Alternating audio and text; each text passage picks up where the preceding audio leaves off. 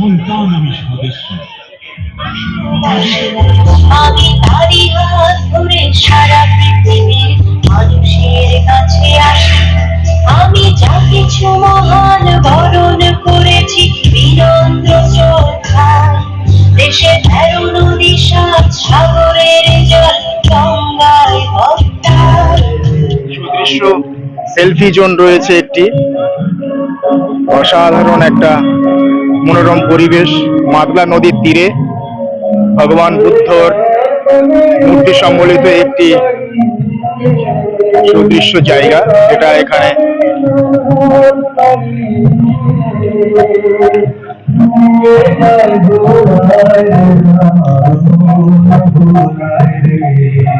বাঁকুড়া পোড়ামাটির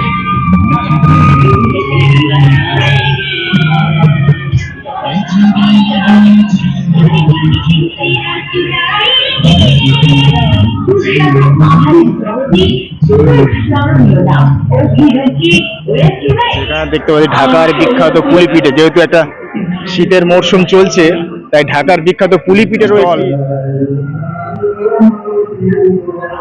এই মুহূর্তে আমরা রয়েছি সুন্দরবন মেলা 47তম বর্ষে।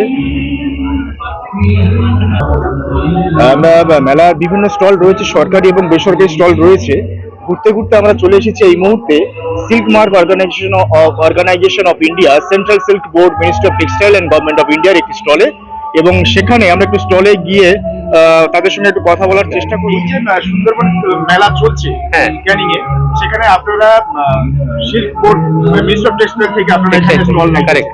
ঠিক সুন্দরবনের মতো এরকম প্রান্তিক এরিয়াতে এসে আপনারা এখানকার মানুষদের কি বার্তা দিতে চাইছেন? আমরা প্রথমত মিনিস্ট্রি অফ টেক্সটাইল থেকে এসেছি, silk mark of India, central silk বোর্ডের আন্ডারে। আমরা এসেছি জনসাধারণের অ্যাওয়ারনেসের জন্য, যে তারা যেন বুঝতে পারে সিল্ক, পিওর সিল্ক কাকে বলে, সিল্ক কি কি ধরনের হয়, কিভাবে তাদের কেয়ারিং করা হয়, প্লাস সিল্কের প্রোডাকশন কোথায় কিভাবে হয়, কি কি সিল্ক তৈরি হয়, এই সমস্ত কিছু দিয়ে আমরা তাদের অ্যাওয়ারনেস করাতে চেষ্টা করি। যেমনি গোল্ডে হলমার্ক শুরু হয়েছে, তেমনি সেন্ট্রাল সিল্ক বোর্ড একটা স্টেপ নিয়েছে, সেন্ট্রাল মিনিস্ট্রি অফ টেক্সটাইল, যে সিল্ক মার্ক কি, যে সমস্ত প্রোডাক্টে সিল্ক মার্ক থাকবে, এই সিল্ক মার্ক লেভেলগুলো হচ্ছে এইরকম। আমি একটু দেখাই আপনাকে, এইরকম ইউনিক প্রোডাক্ট হয়, প্রত্যেকটা ইউনিক প্রোডাক্ট। এই লেভেলগুলো যে প্রোডাক্টে থাকবে, that product has to be made of pure silk. এটা যে সমস্ত ট্রেডার্স আমাদের সাথে মুভ করে, তাদের আমরা বলে দিই যে পিওর সিল্কের প্রোডাক্টটা তোমরা এটা লাগালে পরে তাহলে কিন্তু আপনাদের সেই প্রোডাক্টটা অবশ্যই সিল্ক মার্ক হবে। আর জনসাধারণ যেটা, তারা বুঝতে পারবে যে পিওর সিল্ক পাচ্ছি আমি।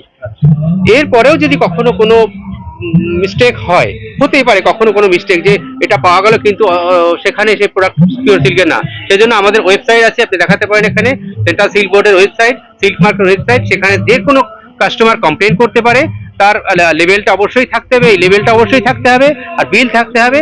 আমাদের ওয়েবসাইটে যখনই কমপ্লেন করবে, আমরা প্রত্যেকটা জিনিস অ্যাটেন্ড করি, আমরা তাদের সদুপদায় রিপ্লাই দেওয়ার চেষ্টা করি বা তাকে পাইয়ে দেওয়ার চেষ্টা করি পিওর সিল্কের। এবারে কথা হচ্ছে যে সেন্ট্রাল সিল্ক বোর্ড এটা কেন করছে, যে সাধারণ মানুষ অনেকেই জানে না সিল্কটা কি। সিল্কের ইন্ডাস্ট্রি আরো বাড়ানোর জন্য, জনসাধারণের চেতনা আনানোর জন্য আমরা এরকম আসি, অ্যাওয়ারনেস করাই, এটাই আমাদের। আমি এসেছি ঢাকুরিয়া থেকে, আমার নাম বিপ্লব ঢালি, আমি ঢাকুরিয়া থেকে এসেছি, আমাদের central silk board regional office Dhakuria, silk mark organisation of ইন্ডিয়ার তরফ থেকে। এটা হচ্ছে পিওর সিল্ক। পিওর সিল্কের কখন থেকে আমি আপনাকে দেখাচ্ছি। পিওর সিল্ক হচ্ছে আমাদের চুলের মধ্যে টোটালটাই প্রোটিন দিয়ে তৈরি হয়। যখনই এটা কি আর নিজে কখনো জ্বলে না, যতক্ষণ আগুন থাকবে ততক্ষণই জ্বলবে। আমি আপনাদের দেখাচ্ছি বার্নিং টেস্ট করে, এই জ্বলাচ্ছি, আগুন নিভে দেবো, এও নিভে যায়, দেখেছেন, নিভে যাচ্ছে। আর এটা এরকম ছোট ছোট বিট হয়ে যায়, এই ধরনের বিট হবে। যে কোনো প্রোডাক্টকে আমরা যখন তৈরি করবো, এই দেখুন পুরাচ্ছি, আগুন নিভে যাবে, চুল পোড়া গন্ধ পাবে, আর এরকম বিট হবে। এই দেখুন একটা সিল্কের তৈরি, এটাও সিল্কের তৈরি। এটাকে যখন পোড়াবো দেখুন পুড়ে যাচ্ছে, কিন্তু একটু পরে নিভে যায়। এই দেখুন এরকম বিট বিট হয়ে গেছে, এটা মনে হয় এটা পিওর সিল্কের জিনিস, এটা বুঝতে হবে। অথচ এখানে যদি অন্য কোনো কিছু থাকে, সেটা কন্টিনিউ চলতে থাকবে, কিংবা খুব ফাস্ট এগোবে আর শক্ত হয়ে যায়। এটা দিয়ে বোঝা যায় যে এটা পিওর সিল্কের জিনিস, এটা সাধারণ জিনিস। আর এছাড়া একটা কেমিক্যাল টেস্ট হয়, যেটা সিল্কের নর্মাল বার্নিং টেস্টে ধরা যায় না। সে একটা কেমিক্যাল এর মধ্যে যখন আমরা পিওর সিল্কটা দেবো, টোটালটাই ডিজলভ হয়ে যাবে, কিছুই থাকবে না। যদি ওটা পিওর সিল্ক না হয়, কিছু মিক্স থাকে, তাহলে সেই সাবস্টেন্স থেকে যাবে, তাহলে বুঝতে পারবো ওইটা পিওর সিল্কের নয়। আমরা এটাই বলতে চাই, যখনই আপনারা কোনো কাস্টমার কিনতে চাইবে, একটা পিওর সিল্ক কিনবে, কিনে অবশ্যই দোকানকে বলবে আমি সিল্ক মার্ক লোগো চাই। এই সিল্ক মার্ক লোগো লাগিয়ে দেবে প্রোডাক্টে, প্লাস বিল নেবে। যদি তাদের সন্দেহ হয়, তারা নিজেরা এরকম বার্নিং টেস্ট করে দেখবে বা আমাদের অফিসে নিয়ে আসবে, আমরা দেখিয়ে দেবো কি করে কি ওটা পিওর সিল্ক নাকি। যদি পিওর সিল্ক না হয়, আমরা সেটা এক্সচেঞ্জ করে দেওয়ার ব্যবস্থা করে দিই, বা কাস্টমার সেটা পেয়ে যাবে, মানি রিটার্ন বা এক্সচেঞ্জ হয়ে যাবে। কেননা এটার মানেই হচ্ছে যে that product has to be made of pure silk. Central government এই স্টেপটা নিয়েছে, এটাই আমি বলতে চাই। ধন্যবাদ। ধন্যবাদ।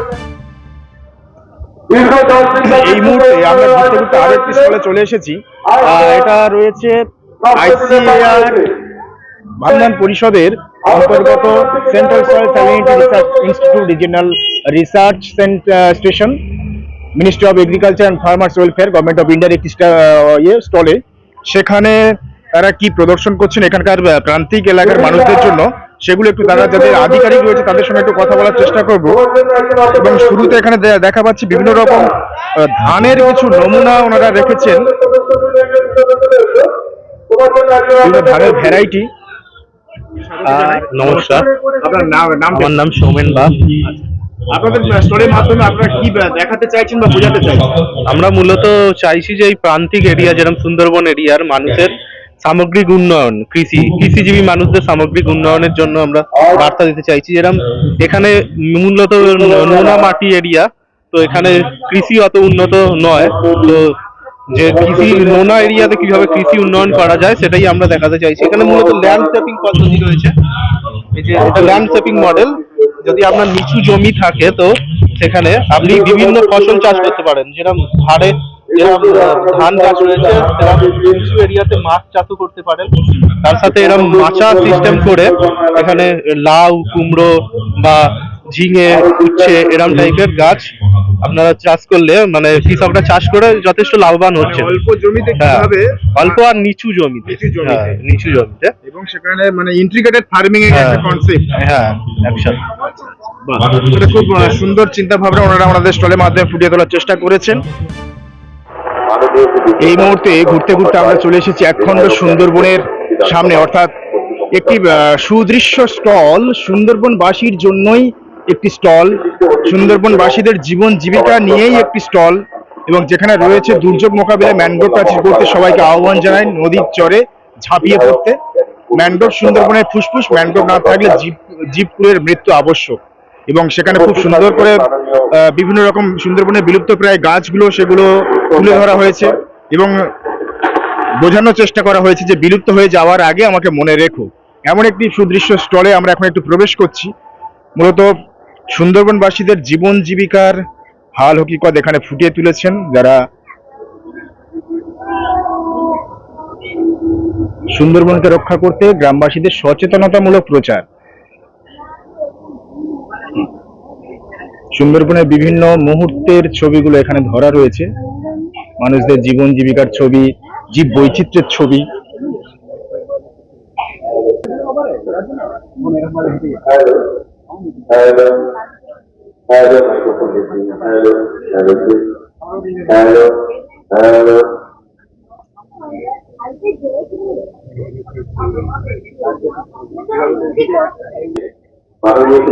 সুন্দরবনের যে সংস্কৃতি এবং গ্রামীণ ঐতিহ্য সেগুলো এই স্টলের মধ্যে দেখা যাচ্ছে, এবং যে লোকবিশ্বাস, দেবদেবতা সুন্দরবনের যারা রয়েছে সেই সমস্ত মূর্তি বা সেগুলো এখানে ফুটিয়ে তোলা হয়েছে স্টলের মধ্য দিয়ে, এবং পরিযায়ী পাখিদেরও এখানে দেখানো হয়েছে। উপস্থিত থাকবেন বাংলাদেশের রাজকুমার মন্ডল মহাশয়, এলজিপিও মহাত্মা। উপস্থিত থাকবেন বাংলাদেশের অভিভাবক মহাশয়, আইসিটা ইসমারা।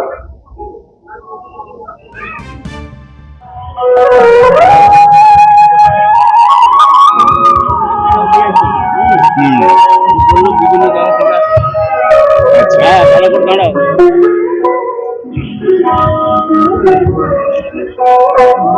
ডিআইসি থেকে এবং মিনিস্ট্রি অফ টেক্সটাইল থেকে প্রচুর স্টল এখানে রয়েছে মেলায়। Directorate of micro and small medium enterprise.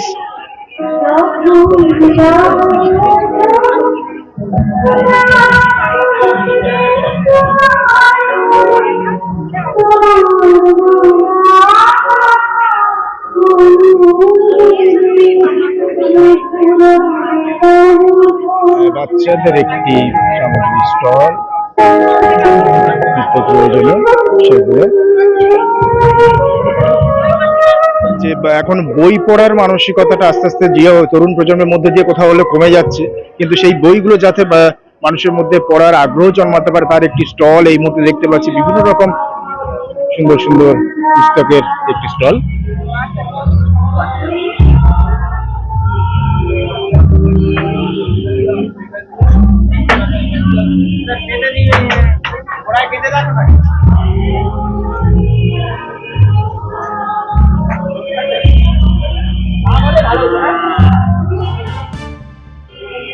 এই স্টলটি খুবই আকর্ষণীয়, বিশেষ করে কৃষি ভিত্তিক যে এরিয়া ক্যানিং সুন্দরবন, সেখানে সুন্দরবনের মানুষদের নিজস্ব খামারে তৈরি করা পুঁইশাক বা কমলালেবুর মতো যে ফল সবজি, সেগুলো একটি লাউ দেখতে পাচ্ছি প্রায় 14 কেজি 600 গ্রামের, একটি ওল দেখতে পাচ্ছেন, একটি ওল রয়েছে এখানে 15 কেজি 300 গ্রাম। ঋষিকেশ হালদার তার বাড়ির মাঠে তিনি তৈরি করেছেন। এবং এই নারকেলটি, এটা অকল্পনীয়, এত বড় নারকেল সচরাচর দেখা যায় না। দেখতে পাচ্ছেন পুঁইশাকটা, এই পুঁইশাকটাই দেখুন শুধু, এ মাথা থেকে শুরু হয়ে পুঁইশাকের গোড়াটা হচ্ছে এখানে, এখান থেকে শুরু হয়ে পুঁইশাকটা চলেছে পুরো স্টল জুড়ে রয়েছে পুঁইশাকটা। আর সবচাইতে একটা মানকচু, এটা তো সম্ভবত মানকচু গাছ তো নাকি? এইটা এই যে গাছটা দেখছি মানকচু গাছটা, মানে বেশ একটা ছড়াতে গুঁড়ি কচু। আচ্ছা, একটা ছড়াতেই এতগুলো গুঁড়ি কচু রয়েছে। এইরকম চাল কুমড়োটা দেখুন, একটা 18 কেজি ওজনের চাল কুমড়ো।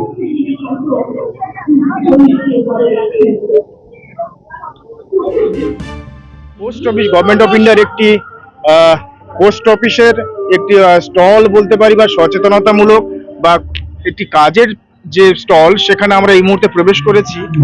আমাদের এখানে মূলত 5 বছর পর্যন্ত বাচ্চাদের আধারটা করছি আমরা ফ্রি অফ কস্টে।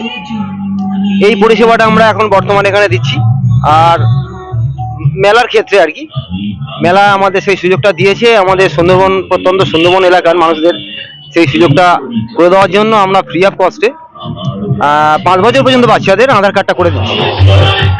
গভর্নমেন্ট অফ ইন্ডিয়ার একটি অন্যতম স্টলে এসেছি এই মুহূর্তে, ইন্ডিয়ান মিউজিয়াম, ভারতীয় জাদুঘর।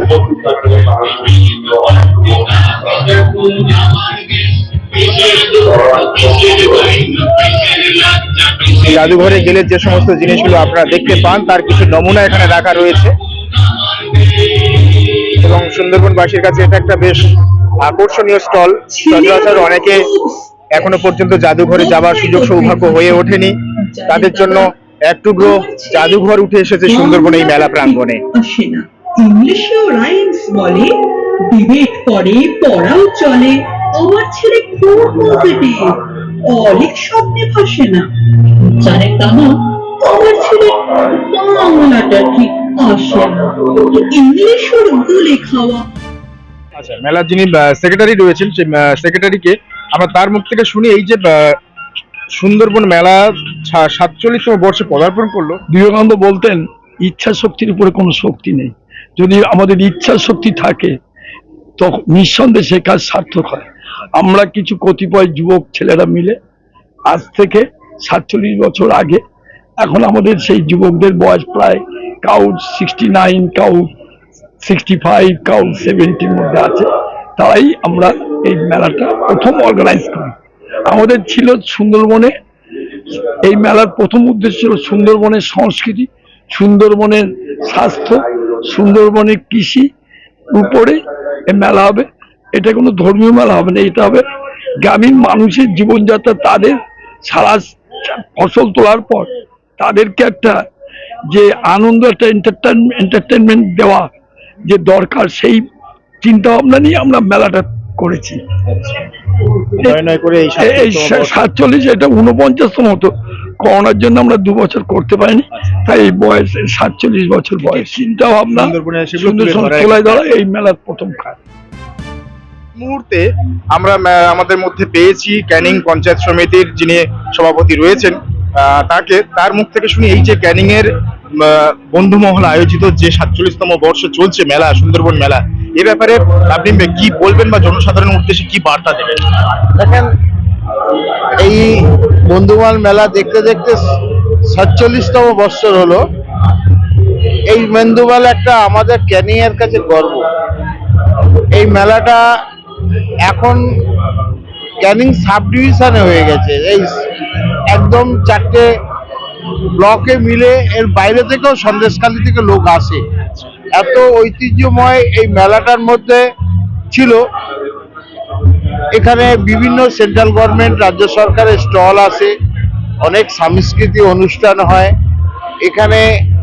এই মেলার মধ্যে নানান রকম প্রচুর দোকানপাট আছে, এই ব্যবসা হয়। সেই ব্যবসার মধ্যে দিয়ে ছোট ছোট ব্যবসায়ীদের একটা আর্থিক দিক দিয়ে স্বাবলম্ব হয়।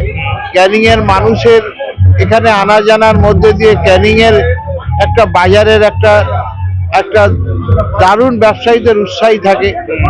এছাড়াও এখানে বাসন্তীতে, গোসবাতে ওখানকার প্রচুর দর্শনার্থীরা এখানে মেলাতে আসেন। কিন্তু আমার দক্ষিণ 24 পরগনার মধ্যে আমরা দেখতাম গঙ্গাসাগর মেলা, দ্বিতীয় হচ্ছে সুন্দরবন মেলা। এই সুন্দরবনবাসী মানুষ আমরা যে 10 দিন ব্যাপী হয়, সেই আমরা এখানকার একটা দুর্গাপুজোর যেরকম উৎসব হয় সেই রকম ভাবে এখানকার মানুষজনরা উৎসব পালন করে। আমাদের পক্ষ থেকে আপনাদেরকে অশেষ ধন্যবাদ, কৃতজ্ঞতা এবং শুভেচ্ছা রইল। নমস্কার। আমাদের এখানে যত্ন সহকারে পরিষেবা করা হয়। বিশদ জানতে যোগাযোগ করুন 87070188 এই নম্বরে।